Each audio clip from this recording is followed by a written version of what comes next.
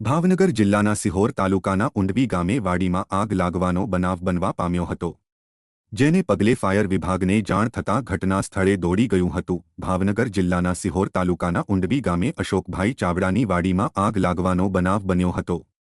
Bhavnagar Vallabhipur highway ઉપર આવેલી વાડીમાં બપોરના સમયે આગ લાગી હતી।